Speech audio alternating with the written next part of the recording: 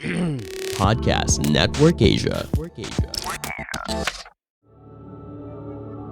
This episode may include topics, references, or discussions around sexual assault, domestic violence, stalking, physical violence, or subject matters that may be disturbing to some of our listeners. We do acknowledge that this content may be difficult. We also encourage you to care for your safety and well-being.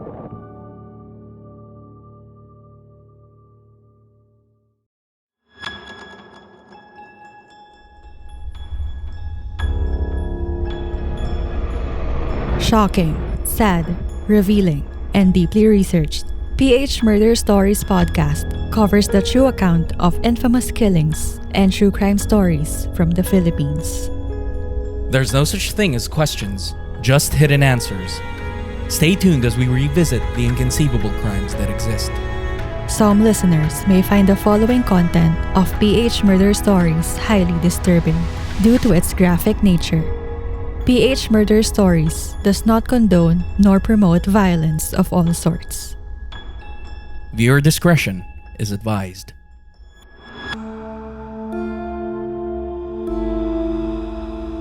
Giovanni Maria Versace, also known as Gianni Versace, was a legendary stylist and designer that took the fashion world by storm.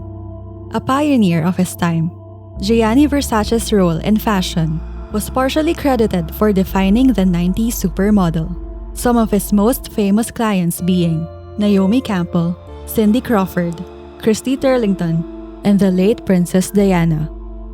With that being said, it came as no surprise when people all over the world mourned his tragic and untimely death at the hands of a troubled serial killer who ended up being one of the FBI's top most wanted criminals after killing 5 people in 3 months. Andrew Cunanan, as described by schoolmates at the prominent Bishop School in La Jolla, San Diego, California, was a very selfish person that always wanted to be ahead of others, whether by spreading lies to boost his ego or by proving a point through obnoxious acts. As indicated beneath Andrew's high school yearbook, he was touted as the person who was most likely to be remembered, which later on became a reality, but for despicable reasons, especially for killing one of the most influential fashion icons.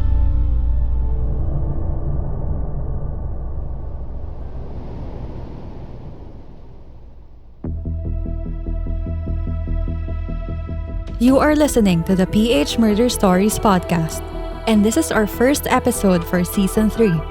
But before we proceed, we would like to express our gratitude to all our listeners and fans across all streaming platforms, and to our producers from Podcast Network Asia and Pod Machine for making PH Murder Stories what it is today. Our team will forever be grateful to you. It was a cold-blooded crime spree that captivated the country.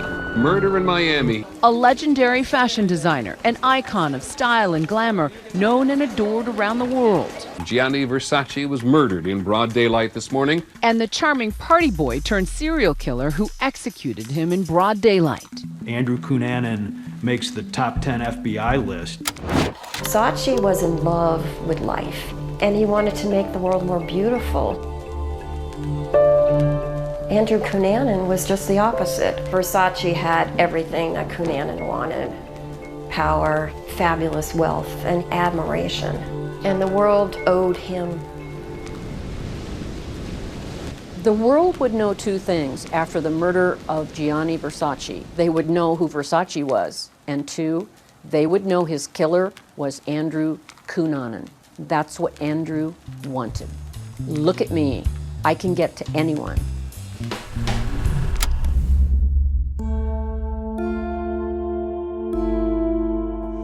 On July 15, 1997, Gianni Versace, one of the world's most respected and admired fashion icons, was on his usual early morning routine, getting coffee and magazines at his preferred cafe, 3 blocks away from his posh mansion in Ocean Drive, Miami Beach, Florida.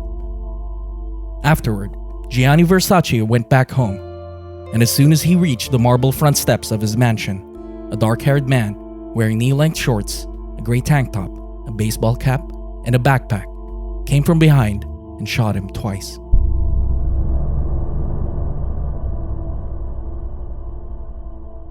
The police identified the perpetrator to be Andrew Philip Cunanan. Prior to killing Gianni Versace, Cunanan was already on the FBI's top most wanted list for the murders of 4 other victims in the past 3 months. As soon as news reports came out on the shocking murder of Gianni Versace, it jolted the entire world. The world-renowned fashion icon's death set off a nationwide manhunt for Cunanan. Andrew Philip Cunanan was born in National City, California. His parents were Filipino-American Modesto Pete Cunanan and Italian-American Mary Ann Cunanan. Pete served as a chief petty officer in the United States Navy, particularly in the Vietnam War. Afterward, he went on to become a stockbroker. On the other hand, Mary Ann was known to be a very religious person. Andrew Cunanan was the youngest of 4 siblings and reportedly had an IQ of 147, deemed higher than 99.9% of the population during that time. Because of this, Andrew's parents had high hopes for him and enrolled him at the prominent Bishop School in La Jolla, San Diego, which he attended from 1981 to 1987, a place where he got most of his formative influence from.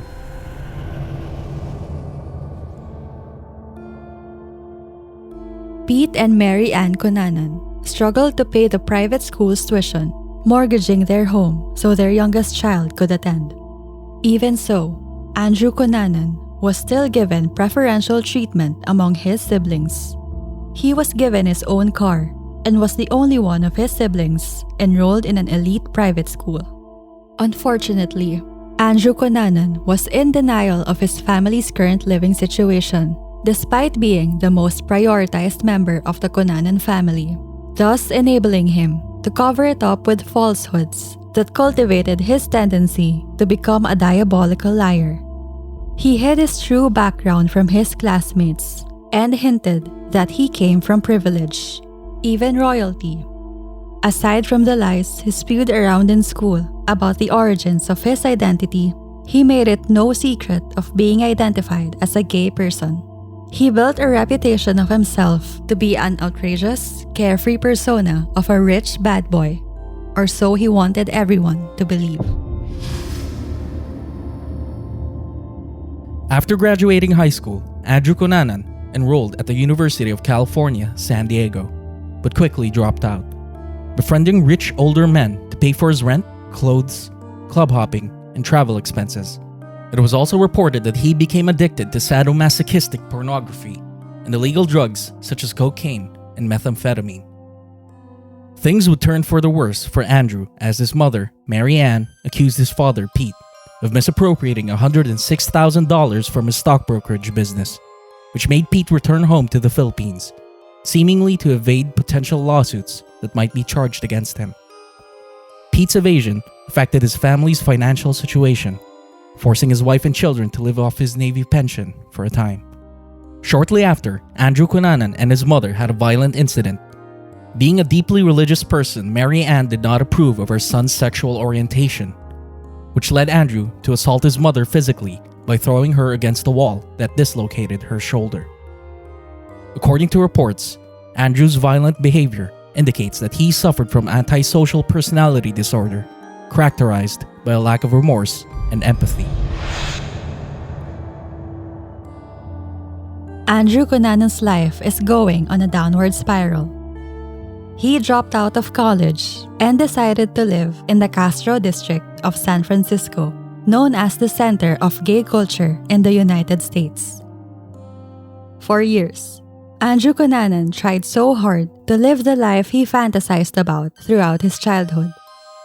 Unfortunately for him, his sinister and pretentious way of living his life would eventually catch up to him. In 1995, Andrew Cunanan met the love of his life, David Madsen, a successful architect from Minneapolis, in a San Francisco bar. They briefly dated until 1996. According to reports, David Madsen broke up with Andrew Cunanan as he sensed something was sketchy about the latter, probably Andrew Cunanan's illegal drug habits.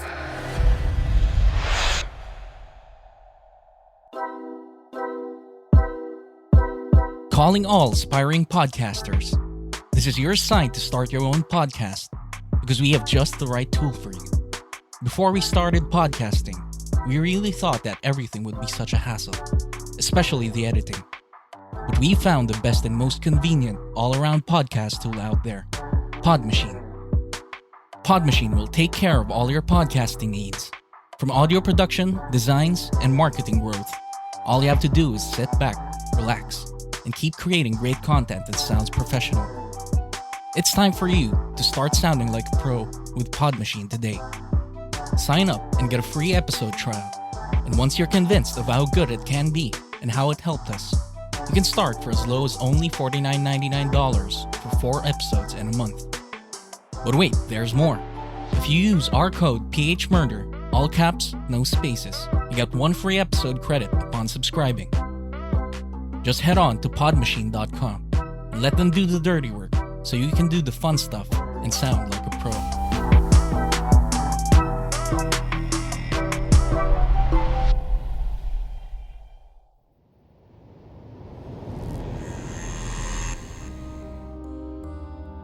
Andrew Cunanan had a friend who was always there for him. Jeffrey Trail is a former naval officer who worked as a district manager for a propane delivery company in Minneapolis.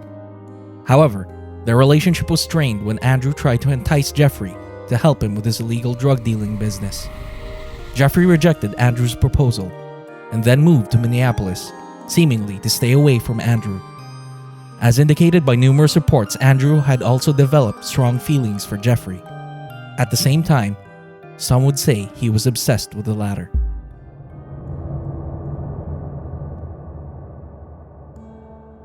Later, Andrew Cunanan would have a short relationship with Norman Blackford, who is known to be a much younger and wealthy man. Eventually, Norman Blackford would end up rejecting Andrew Cunanan as he figured that Andrew was only using him to pay for his lavish lifestyle. Andrew Cunanan's gold digging and illegal drug habits are now proving to be a thorn in his desires in life.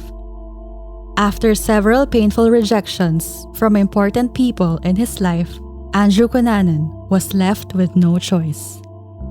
With no one to turn to, he felt he had no other option but to take matters into his own hands.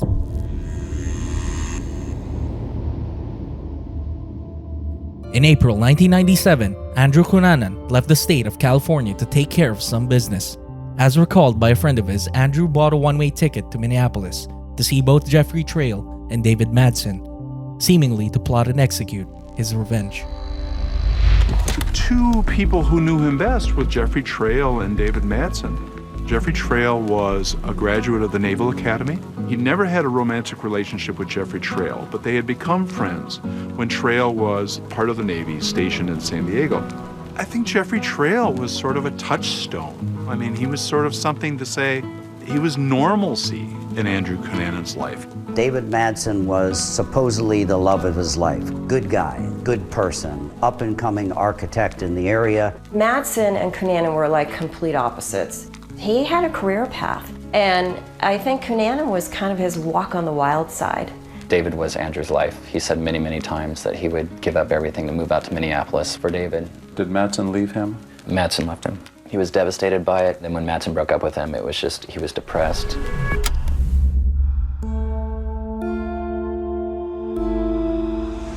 As soon as Andrew Cunanan arrived in Minneapolis, he first met with his former boyfriend, David Madsen. Both had dinner and drinks. Andrew then spent the next night alone at Jeffrey Trail's apartment. Jeffrey was out on a trip with his lover. The following night, Andrew went to David Madsen's apartment, leaving a message for Jeffrey Trail to come over and catch up with him. Little did Jeffrey know he was coming in on a trap set up by a vengeful Andrew Cunanan.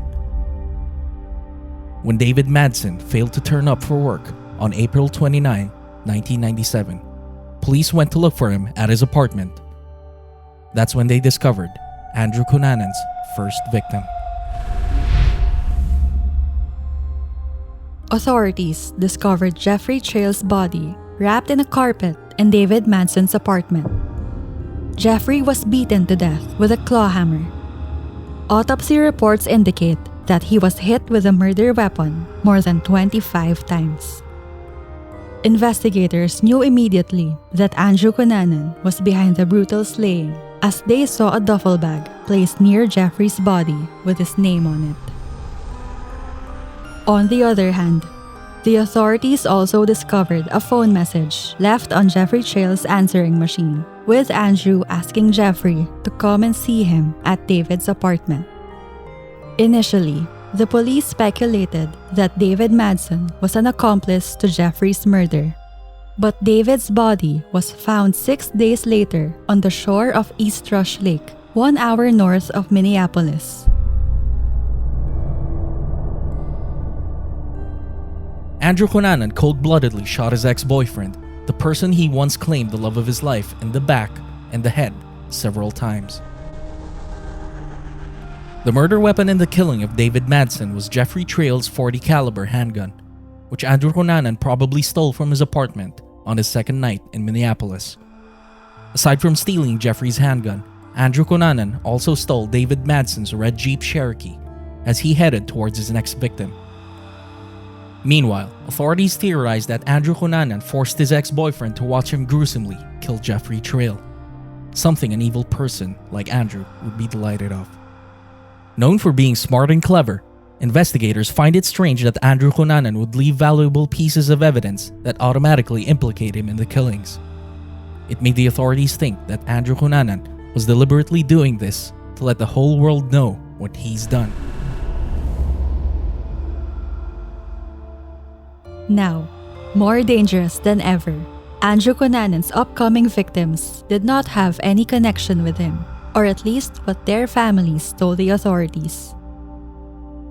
Lee Miglin, a wealthy 72-year-old real estate developer from Chicago, Illinois, was found by his wife in their home garage in the gruesomest way as she could imagine, with his throat slit, his face covered with masking tape, and apparent signs of torture. Authorities promptly figured out that it was Andrew Cunanan as they saw David Madsen's stolen red Jeep Cherokee parked nearby Lee Miglin's residence. In addition, Andrew stole Lee Miglin's green 1994 Lexus and went to another state to kill his fourth victim. Andrew Cunanan, at this point, had already lost his humanity. Chicago police officers discovered that after gruesomely killing Lee Miglin, Cunanan went into the kitchen and made himself a ham sandwich. Ridiculous as it may seem, it is frightening to come across a person that has an appetite to eat after doing such despicable and horrific things. Unfortunately, this is not yet the end of Andrew Cunanan's rampage. With the gruesome murder of a well-known real estate mogul from Chicago, the rest of the United States slowly began noticing Andrew Cunanan's killing spree. Meanwhile, the 1994 green Lexus that Andrew stole from Lee Miglin was equipped with a car phone. Authorities monitored its records when active and got a glimpse of Andrew's whereabouts. Unfortunately, Andrew, who was in Pennsville Township, New Jersey during this time, might have discovered that the authorities were onto his current location. A crucial piece of valuable information that he seemed to have learned over the news. He ripped off the car phone from the stolen Lexus, but he also knew he needed a new getaway vehicle, leading him to a cemetery parking lot where he shot and killed his fourth victim, William Reese, a cemetery caretaker. The weapon used to kill William Reese was the same handgun Andrew Cunanan used to kill David Madsen. Unlike how Andrew Cunanan killed Lee Miglin, it seemed that the only possible reason he killed William Reese was to steal his 1995 red Chevrolet pickup truck. Nonetheless, both families of Miglin and William Reese claim that they do not know Andrew Cunanan.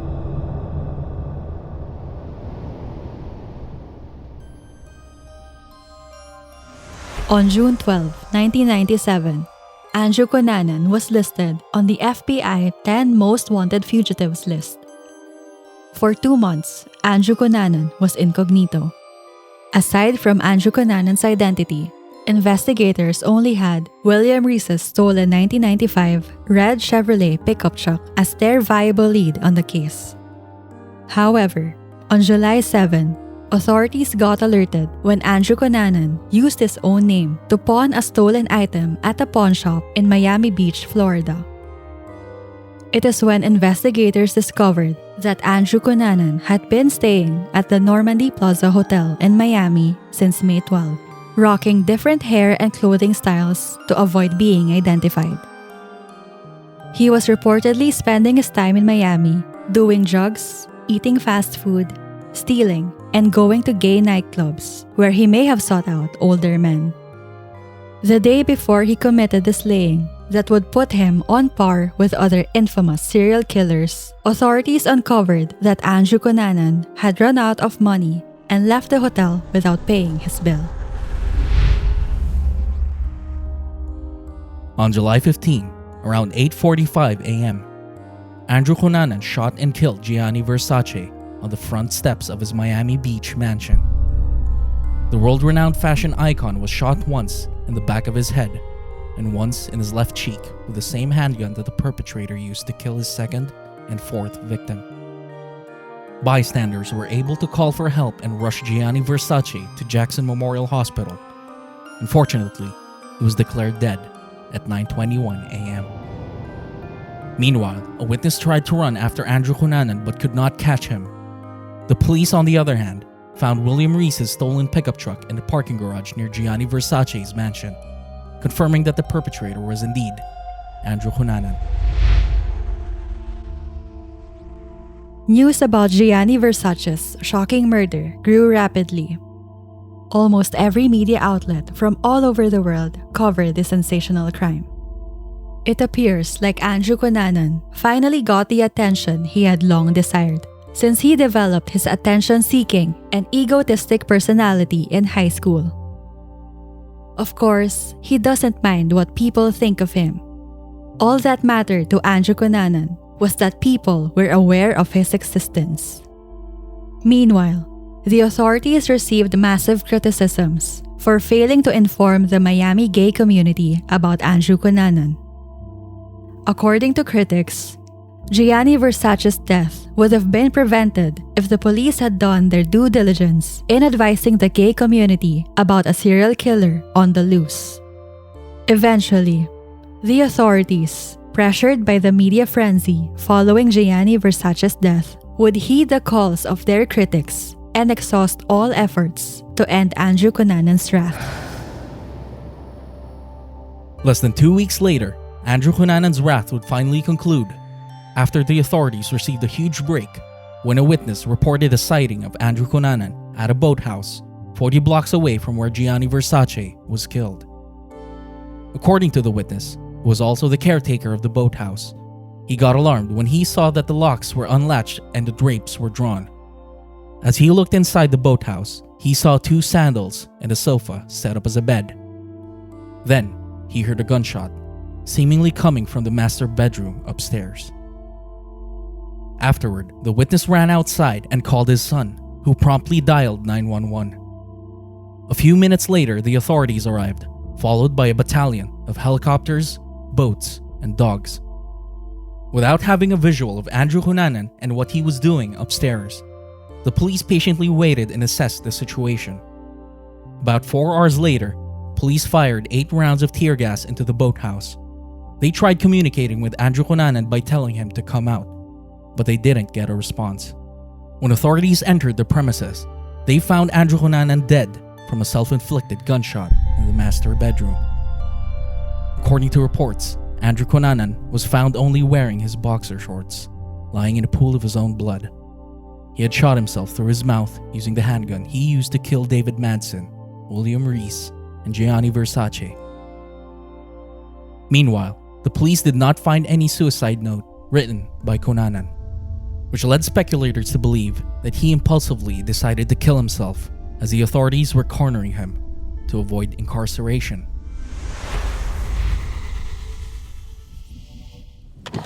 All across the nation, our citizens can stand down and breathe a sigh of relief. The reign of terror brought upon us by Andrew Cunanan is over. A day before Andrew Cunanan committed suicide, Gianni Versace's funeral was held at Duomo de Milano, a 14th century cathedral in Italy, considered as one of the world's most renowned and largest churches. Before the funeral, Gianni Versace's siblings, Donatella and Santo, flew from Italy to the United States to claim their brother's body and return to their home country.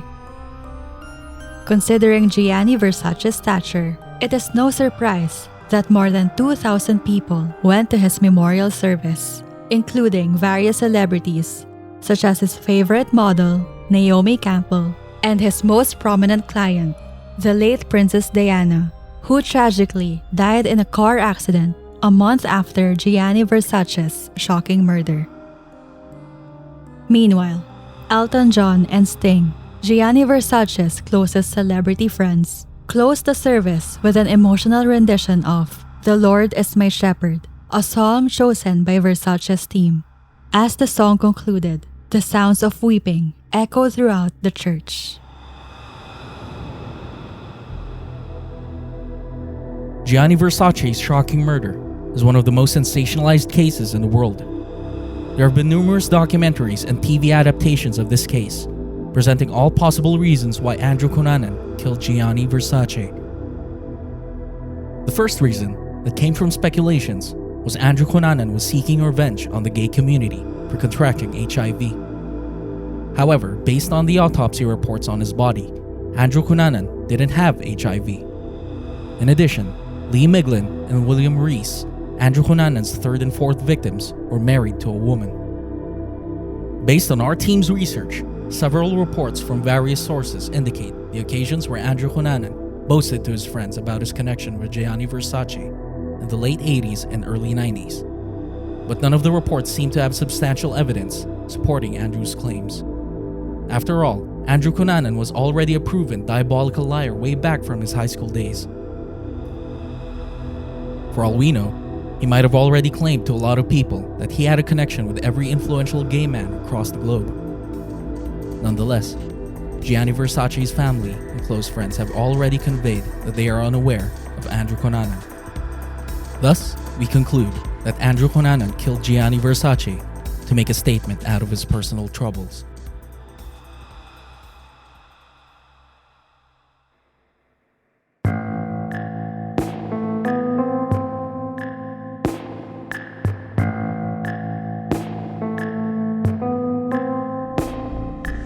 Thank you for listening to PH Murder Stories. If you like this episode, give us a 5-star rating on Spotify and Apple Podcasts. You can also support our show on Patreon. Any amount you donate would benefit our team to keep doing what we love, which is to provide more true crime episodes for our listeners. Link in the description. For further updates from our show, follow us on Facebook, Instagram, Twitter, and TikTok at PH Murder Stories. And subscribe to our YouTube channel at PH Murder Stories.